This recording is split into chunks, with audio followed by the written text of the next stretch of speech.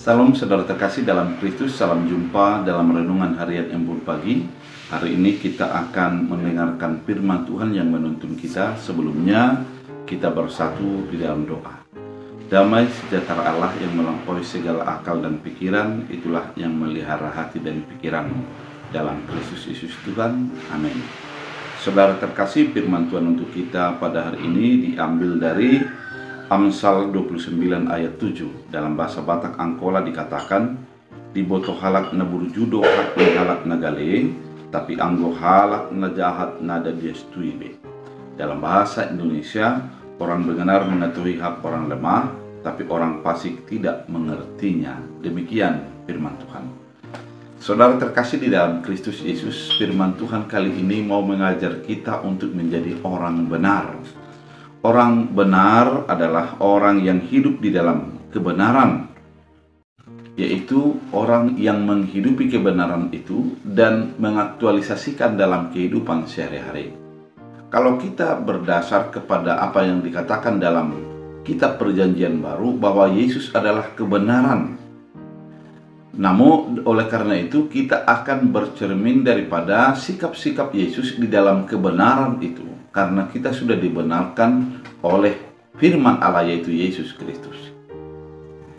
Yesus itu di dalam satu sikap dari berbagai hal adalah berempati, yaitu memahami keadaan orang di dalam kelemahannya. Mari kita ingat seorang perempuan Samaria yang ingin dihakimi oleh banyak orang karena kedapatan berzina. Namun Yesus membela dengan mengatakan siapa yang tidak berdosa dialah yang melempar. Juga Yesus berjumpa dengan seorang Samaria di dalam sumur dan mengetahui bahwa dia itu adalah banyak suami. Namun Yesus mengatakan, akulah air kehidupan, di mana air kehidupan itu akan memberikan kehidupan bagi orang yang datang kepadanya. Kemudian dari berbagai hal, yaitu orang sakit, orang-orang yang sudah lama di dalam pergumulannya, ketika berjumpa dengan Yesus, maka mereka menjadi dipulihkan dan disembuhkan. Oleh karena itu, kita sebagai orang yang percaya kepada Yesus Kristus juga diajak untuk mengerti dan memahami kelemahan orang, dan kemudian menjadi solusi di dalam pergumulan yang mereka hadapi itu. Kehadiran kita janganlah menjadi menambah beban, menambah persoalan dari orang-orang yang kita jumpai, namun datanglah menjadi kelegaan bagi setiap orang. Karena memang ketika Yesus hadir, dia adalah menjadi kelegaan bagi orang yang berbeban berat dan berkeluh kesah. Dengan demikian kita juga diajak untuk menjadi kedatangan kita, kehadiran kita menjadi memberikan kelegaan bagi orang-orang di sekitar kita.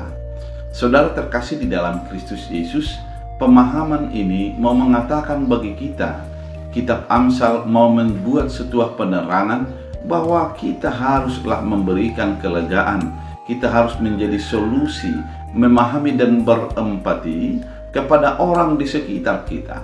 Karena memang kita memahami mereka dan kita memberikan jalan keluar atas apa yang kita pahami di dalam pergumulannya.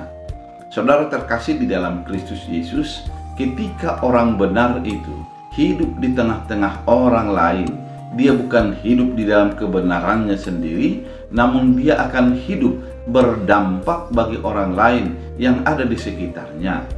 Dia akan hidup menjadi solusi bagi orang lain yang ada di sekitarnya. Firman ini sekaligus mau mengajak kita untuk menjadi orang-orang yang berdampak dan solusi kepada orang lain yang bergumul di dalam kehidupannya. Saudara terkasih, firman ini juga mau mengatakan perbedaan orang benar dengan orang yang tidak hidup di dalam kebenaran. Firman ini mengatakan orang fasik, artinya orang yang mengerti firman tapi tidak menghayatinya, tidak melakukannya. Mereka tidak akan menjadi sensitif, mereka akan memenuhi hanya kepada kebutuhannya. Oleh karena itu, biarlah kebenaran menjadi bagian milik kita, agar kita menjadi solusi bagi orang di sekitar kita. Biarlah kebenaran menjadi bagian hidup kita, sehingga orang banyak menjadi keluar dari masalahnya dengan kehadiran kita. Biarlah firman Tuhan menjadi kekuatan bagi hidup kita. Kita berdoa. Terima kasih Tuhan atas firman yang begitu indah, mengajak kami untuk hidup di dalam kebenaran. Biarlah kebenaran-Mu menjadi bagian daripada setiap sikap hidup kami, sehingga nama Tuhan selalu kami muliakan. Terima kasih Bapa, dalam Kristus Yesus. Amin. Tuhan Yesus memberkati.